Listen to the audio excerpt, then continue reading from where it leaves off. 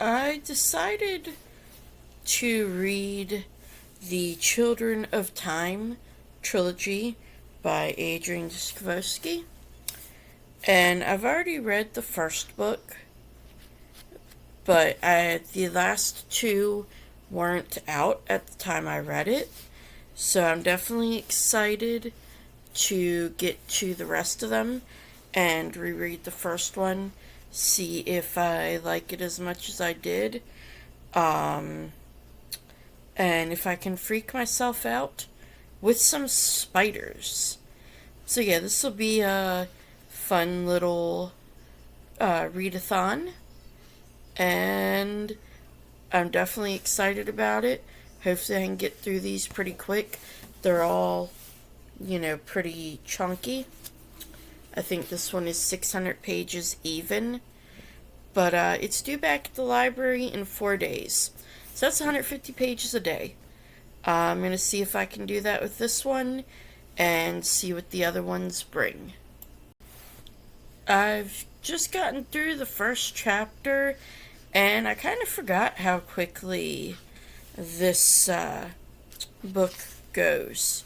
That you start out right in the middle of the action, you meet Dr. Kern, and I'm not a huge fan of her. She is relatively self-centered, and that comes across very quickly in this first chapter. She's also rather egotistical, which comes across very quickly, but it's all like you see it, you're not told it, you see it. And I just absolutely love Adrian Jastrzewski's writing, and his writing is just so fast paced. His characters are very quickly fleshed out, and he never resorts to telling, it's always shown. And yeah, I just get very invested very quick. And if I remember correctly, it's every chapter alternates. You get human, then spider, human, then spider. So I'm definitely interested to get back into the spider parts and see their evolution, because I do remember that part being very fascinating. And yes, so I'm going to get back to reading because I still have over 100 pages to go.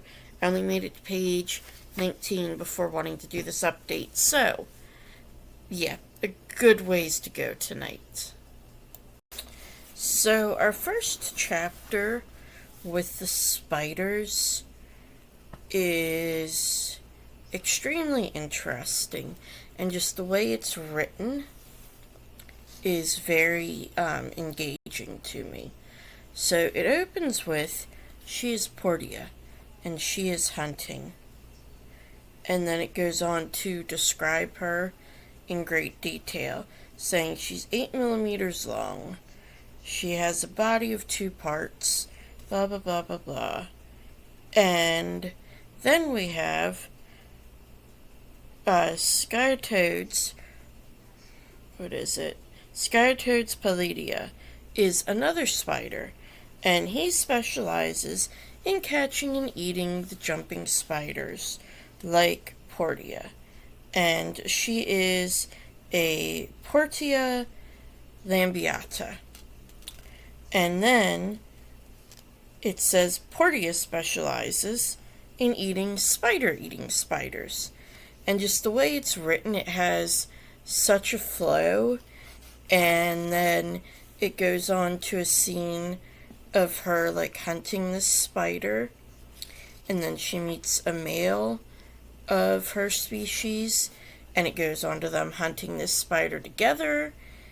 And yeah, it's very interesting. And then it says their children will be beautiful and brilliant and grow to twice her size, and infected with the nanovirus that Portia and the male both carry. Portia's children will inherit the world.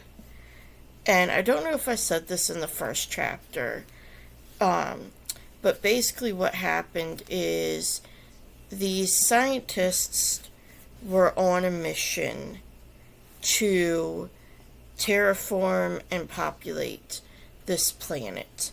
And Dr. Kern developed the terraforming and the idea to populate it. And she also came up with the idea and had somebody develop a smart virus, literally, that would help the monkeys that they were going to send to the planet originally. It was supposed to help the monkeys evolve quicker, that it would kind of, speed up everything, make their genes more malleable, and kind of, anybody who had this nanovirus would be more likely to mate with somebody who also had the nanovirus. So then the next generation would have it, and it would just keep, progressing.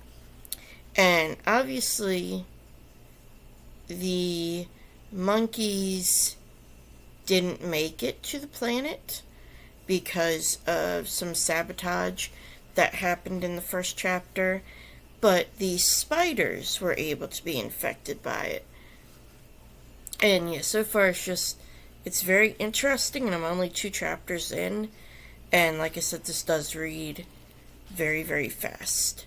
So, yeah, I'm definitely enjoying it, and definitely looking forward to learning about the further generations of these spiders, and kind of, getting back into the story, and maybe, remembering some stuff from the first read through a couple of years ago. So I've gotten far enough that we're now introduced to the secondary human cast that is on an arc ship, I think is what they call it.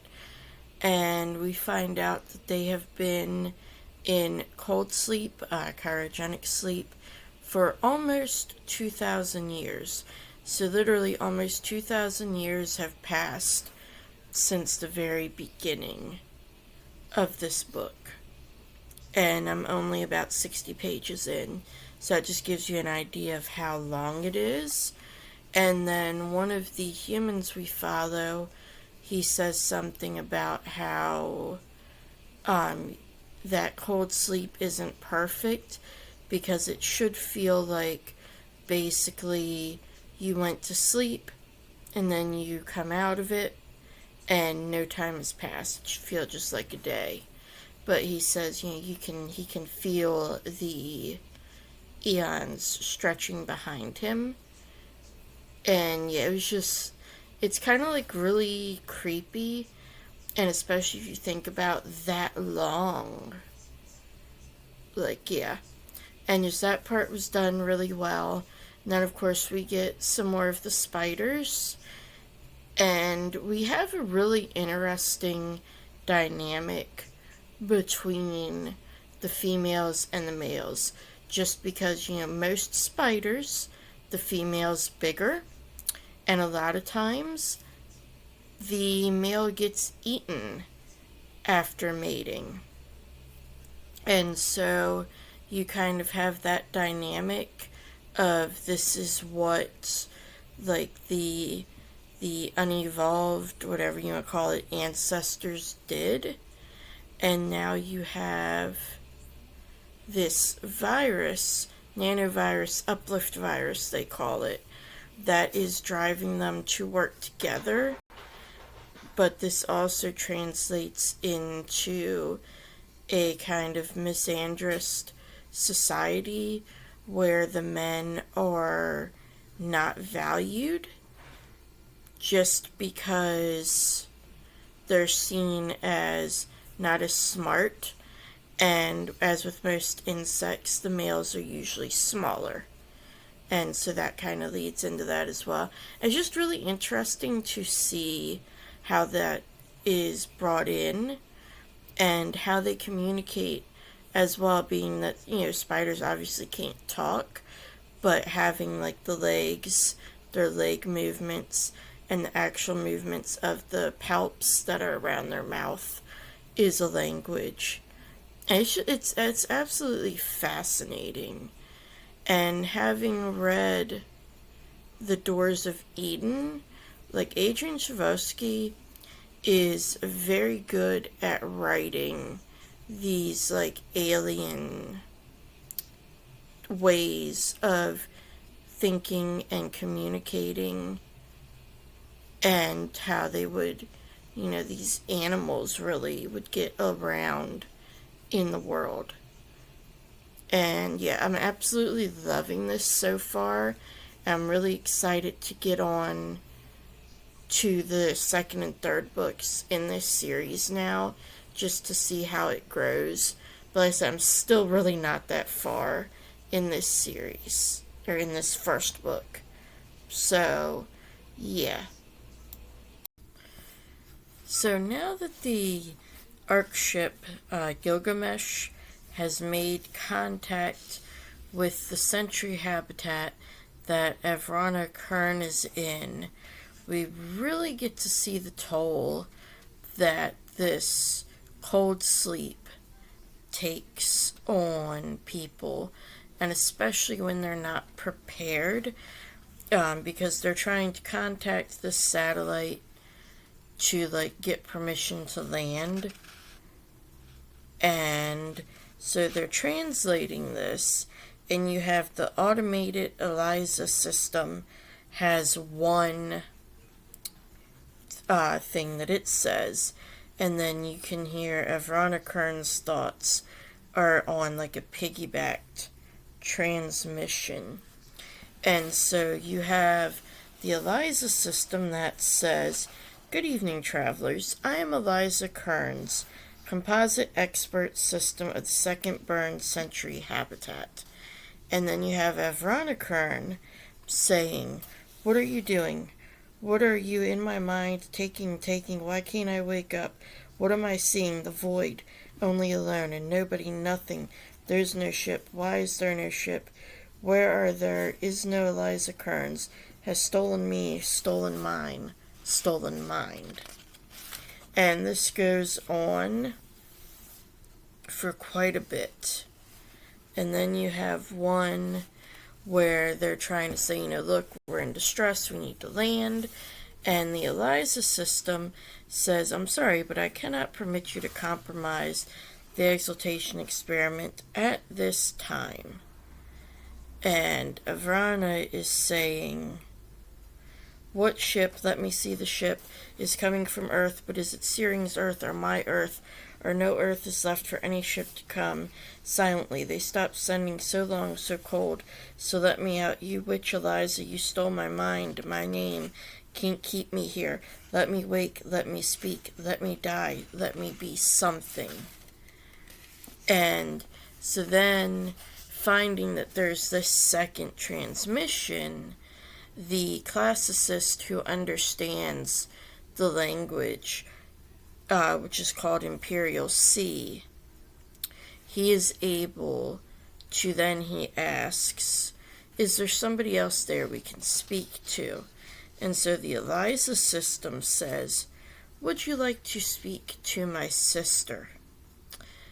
So yeah, again, this is just like, it's really creepy, it's really well done, and it kind of like shows how Evrana goes from being this kind of, hoity-toity, all that matters is me making my world, and me getting this, this virus down there, and getting these monkeys to evolve, and, they're going to be there to be servants for humanity. But now, even though humanity's dead, all that matters is my project coming to fruition. And you have that kind of juxtaposed with this stream of consciousness. And yeah, it's just really, really creepy.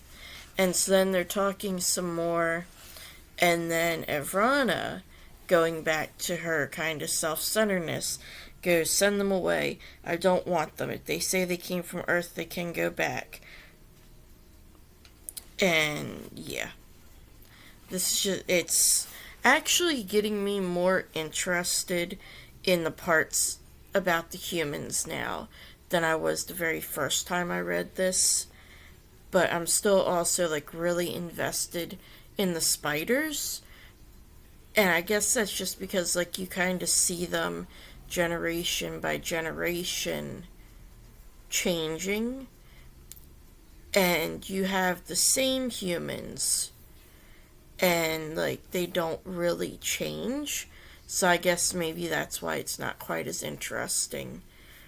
But yeah, I'm definitely excited to see how exactly Evrana continues to degrade, I guess is the best way to put it, and how the ELIZA system, now that it's been activated, goes on throughout the rest of the book. Because it's been so long since I've read this, I don't remember a whole lot. So I'm a little more than a sixth of the way into the book. And we now have found that there's some other species that have been infected by this uplift virus. And I wish we would get more on the aquatic species, but I do remember that they weren't a huge part of it. I completely forgot about the ants, though. And to be honest, ever since I read the Animorphs book, where the ant accidentally got the power to morph and morphed into a human, ants have been kind of terrifying to me. And these ants are almost a foot long. And it's also kind of interesting reading that chapter to see how the ants have, in a way, technologically evolved more than the spiders, but mentally they're still not anything other than an insect. Like they're not quite hive mind, but they're also not quite individual mind.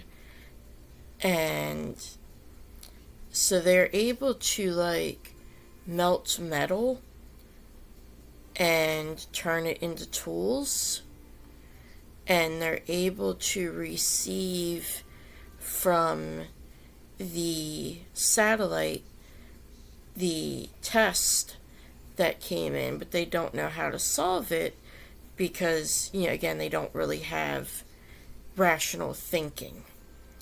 And so it will definitely be interesting to kind of rediscover what happens now that the spiders have seen this, and with them actually having rational minds, how exactly will they use like their rational minds to think about what the ants technologically have done, and how quickly can they replicate it. So yeah, I'm really enjoying this so far, and I'm pretty close to where I need it to be if I'm trying to keep up. I'm on page like 120, and I should be on page 150. So yeah, this is definitely a very quick read, and the chapters are relatively short, maybe about 10 pages each. So it's also something that you can read in like little bites, and I'm really enjoying that as well, because I honestly get frustrated when we leave the spiders sometimes, just because like it's so fascinating. So to be able to get back to them quickly is definitely a plus.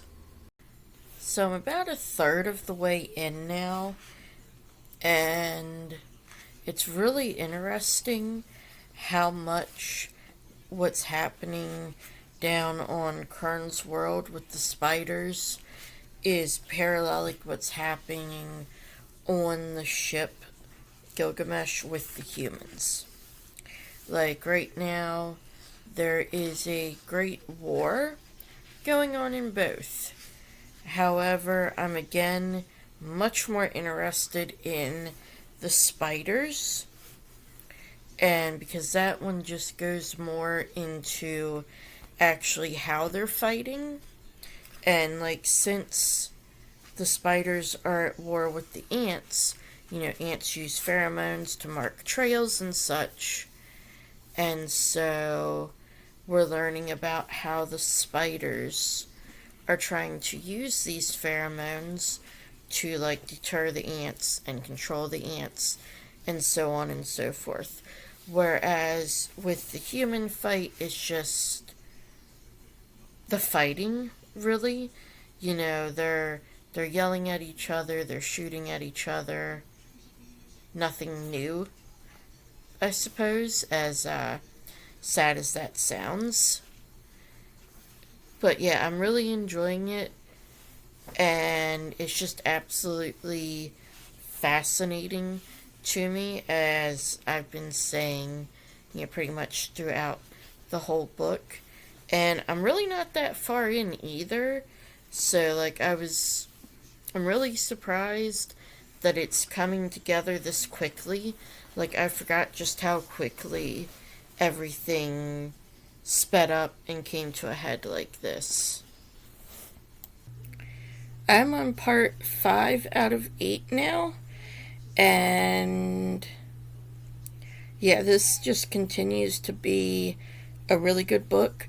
We finally have contact between the planet and the humans on the Ark ship, and the aftermath of that was rather interesting. And then I'm not sure what exactly happened at the end of the one chapter. The humans get chased off by Kern because, like I said previously, you get to see her become very protective of the planet and be kind of narcissistic about it, which I just feel like she's a very interesting character with that. But then, so they make a colony on the moon, and then the spiders are finally able, they can receive transmissions from about this point, but they can't understand them. And so you have different transmissions coming from the moon colony. Then you have one that's just repeated, and then it stops. And the spiders feel a sense of loss even though they don't understand why.